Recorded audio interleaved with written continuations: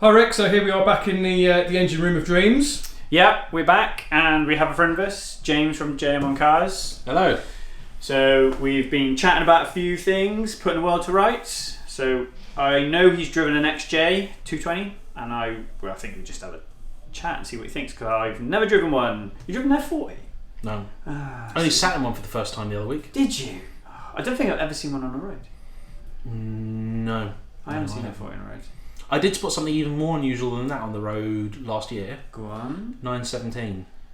Oh wow. Okay. Now where I live, there are a few Porsche specialists about, including people that work on stuff that goes off to like the Stuttgart Heritage Museum and that sort of stuff. So I was just driving home one day, I was out in the Ferrari and I was just driving along and just saw this little country lane and all of a sudden there was a back of a 917. I mean, it's fairly distinctive. Yeah.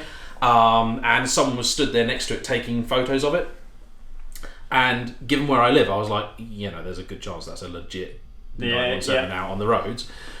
I was only about a mile from home, so dropped my girlfriend off at the house because she had no idea what on earth a 917 was. Yeah, so dropped that off. Dropped her off. Anyway. So JayEmm on Cars. She won't watch my channel. Yeah. I dropped her off. Turned round. Then the guy was actually still there. And it turns out it wasn't a legit 917. What it was a chap has built basically a tool room copy of one, and they were filming for Petrolicious. Yeah. And then they were then based out of a Porsche dealer sort of just down the road. It was like a really, really good replica. Not an MR2 Ferrari rep. No. Like it was legit. Like the chassis and frame is all basically made to the same standard and specs. But it just had like an old six-cylinder boxer engine in it. No way. So that was a cool spot. Not going to be able to drive that, I think, because it's like the guy's pride and joy. It's worth a fortune. Someone's done a similar thing with a 250, haven't they? What's his name? Drags a sofa around on the back of his truck and does interviews with people. Johnny Smith. Yeah. Hasn't he just driven it? It's like an old 250. Well, someone's also done a bread van tribute, isn't it? Oh, right. Okay. A 550, but with like a bread van looking rear end on it, and I'm not sure how I feel about it. Well, I'm 550 fan, aren't you? So. No, I'm a 550 owner. I mean, it doesn't necessarily make me a fan. It just happens that I am. I don't think sometimes cars should be these sacred things. I do get upset on occasion. I must confess, I did get very upset at the Top Gear episode last year where they took the Cat D cars. Yeah. And they had the very nice Mark 1 Focus RS that they annihilated, and I didn't like watching that. Because they got to the stage now where I think they're rare enough that if that car doesn't deserve being trashed, it shouldn't be. The others, the Maserati one, you did fill your boots the Mark 1 RS. I suspect Mr. Harris probably didn't feel very happy about it. Sometimes over the history of that programme, the crimes they've done to cars though, what they did to that bi-turbo, the old well, the Lotus XL. Yeah. Was the I owned a Lotus XL. They only made 2,000 of those in 10 years, and I think Top Gear have destroyed at least 2.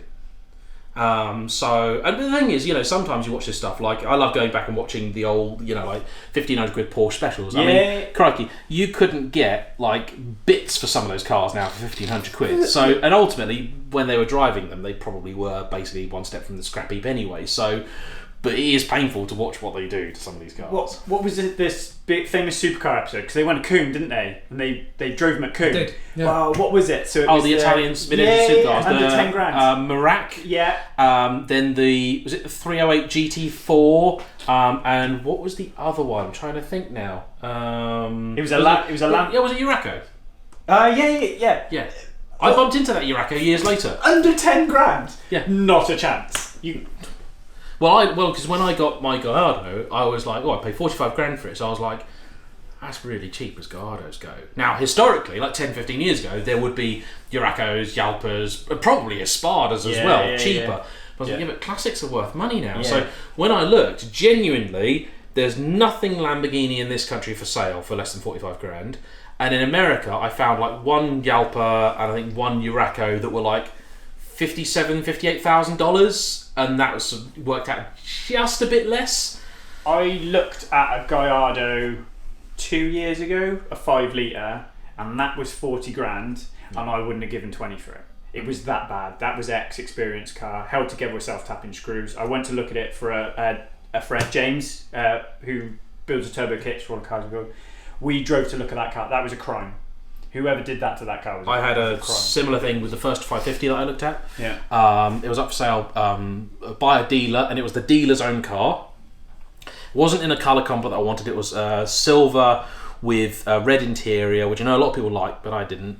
And it was advertised as being a little cosmetically in need, but mechanically good. And I'd seen the photos, and the photos actually looked all right. You're like, yeah, there's a chip here and a dent there, and like, nothing that can't be sorted. So I spoke to the guy, and as it was still in the middle of COVID, I sort of, he had it up for like 60 something, and I was like, no, 50 maybe, and we agreed on like 55. I said, look, if the car's really as you claim it is, 55 I'm okay with. He's like, look, if you come down, you're coming down to look at it to buy it. I was like, yep, I'm perfectly fine with that. I don't want to waste your time or mine. I drove down there, and he'd obviously moved all his cars from his unit to his house, and I was in my S2000. I went onto his driveway, and the S2000 ground out getting onto his driveway. So my first thought was, how the hell did you get a 550 up this drive? Turns out, simple answer, he didn't, because the first thing I noticed when I saw the car was the front bottom was all smashed, not cracked, smashed. The paintwork was incredibly tatty. All 4 alloys had been curbed and they weren't in the photos. The leather dash was trying to escape. All the lights at the back were cracked. I nearly smashed the door into one of his other, he had a couple of 575s there, nearly smashed one of those because when I opened the door, the check strap had totally gone. So the wind grabbed it and it didn't want to stop. Got in the car, and the whole thing, I was just like, this car's knackered. And I said to the guy, I was like, how old are these photos you're trying to use to sell it? And he's like, oh, they're only a few months old. The car's only done 80 miles. I was like, what, across a field? And I then, when I got home, I decided, like, right, now I will post up the pictures of what this car really looks like to save anyone else the hassle of going. And yeah, lo and behold, about a week later, he changed all the photos and the price. And I'd actually, because we talked, and I said to him, like, look, it's not that I won't buy this car, because it's still possible. If it's still good enough mechanically, cosmetics I can sort. It's expensive because it's a Ferrari, but I can sort. But I offered him, I said, look, at 50, we'll talk. But he's like, no, this is worth 55 all day. It was the cheapest 550 you'll find. I was like, yeah, for a reason. Anyway, after I posted up the photos of what it actually looked like, he then later dropped the price to 50 grand anyway. So it's like, and by that time I bought the one I got, which didn't need anywhere near as much, and I'm very happy with. I think we see that a lot. So especially now, say for R8s, you can get R8s now between, cheapest one I think it's 28 grand on a straight car. That's crazy money. But you're getting kids getting out of Golf GTIs, borrowing a couple of grand off the bank, and then buying R8s. And this lad came up from London. He paid his Golf R off. He borrowed 10 grand from the bank, and he went and he bought an R8. And I pulled it to bits, not being mean, but just servicing it and giving him a list of what it needed. It needed another 10 grand. And he stood there and he's like, what have I done? I'm like, mate, it's 28 grand for a reason. Just because it's 28 grand, it doesn't mean that's what. It's still a 100 grand car to fix. I know we touched on this earlier. It's like suspension on an R8. That's £1,000 a shock absorber. A clutch is 3 grand. And just because your Lambo's 45 grand, and you go, bloody hell, that's BMW money, that doesn't mean you can run it. I know, this is the thing. I mean, I've nearly bought a Gallardo twice before. Before I started the channel, I was looking at buying something. I had an amount of money, about 70 grand or so, and the funny is, Gallardo prices haven't really changed that much in the last 5-6 years. They've kind of just held where they are. So 60 grand then was your baseline for an early 5-litre manual car.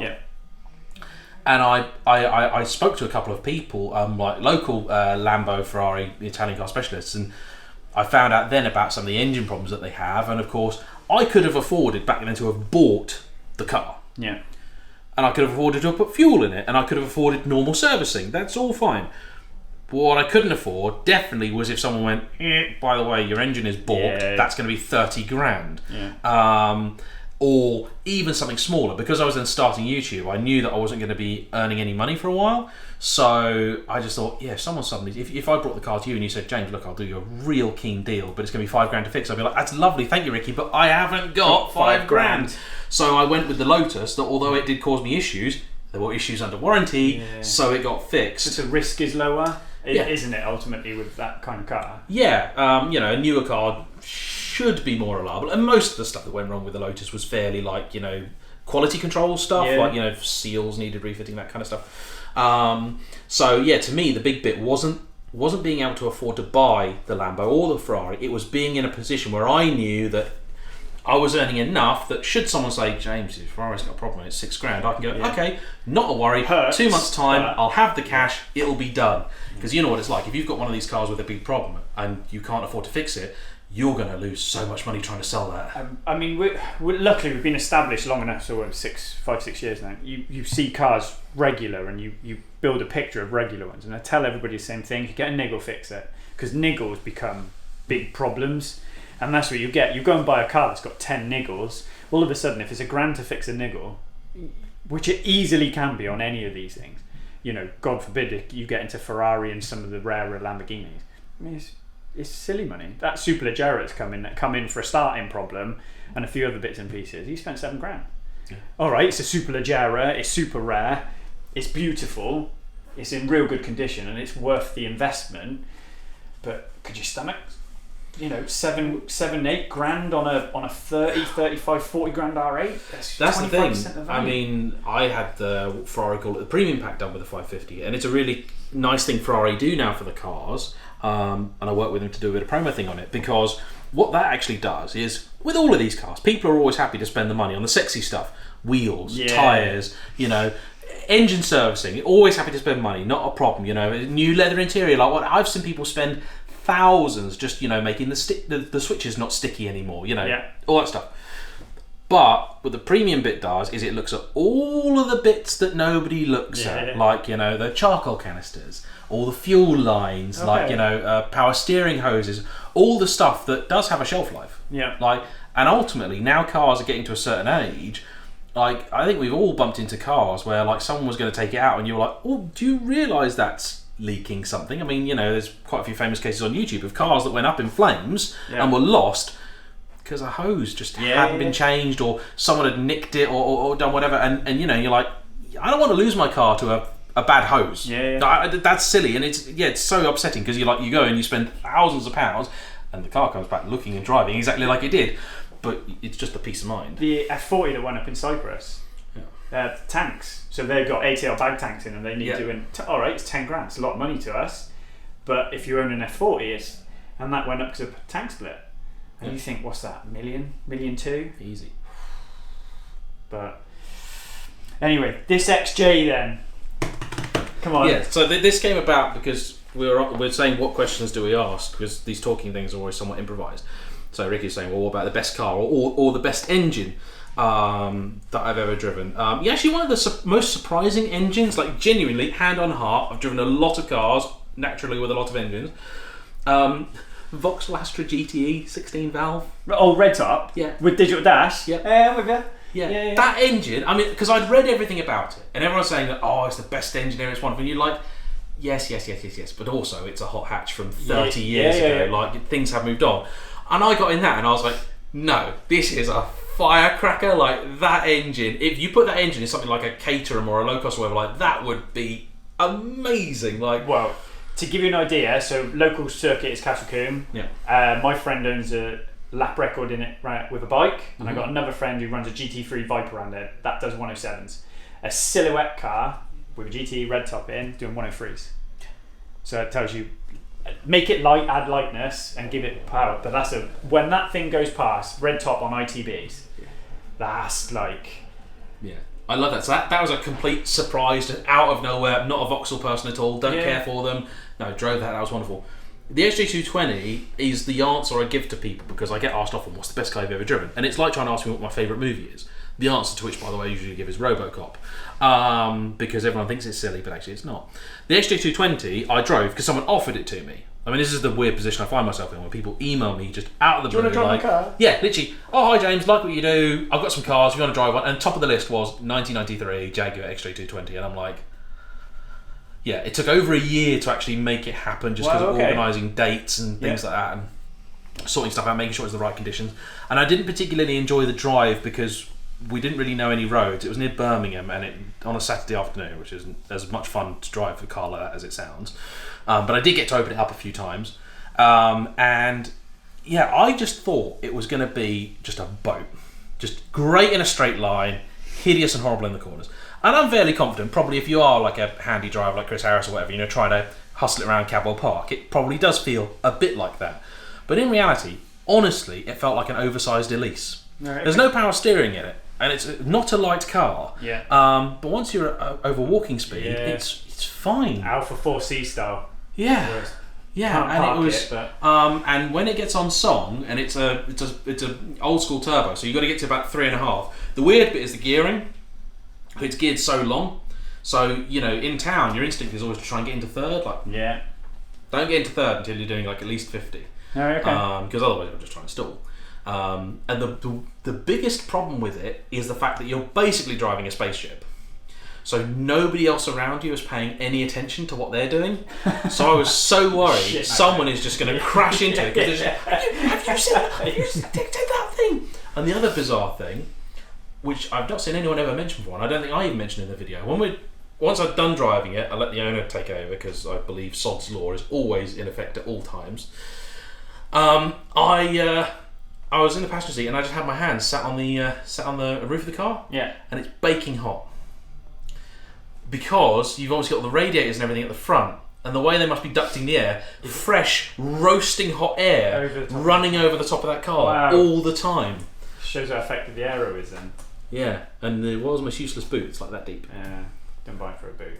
Great for like A3 paper salesmen, yeah. That's literally it. They're rarer and rarer now as well, aren't they? Yeah, the guy had 2.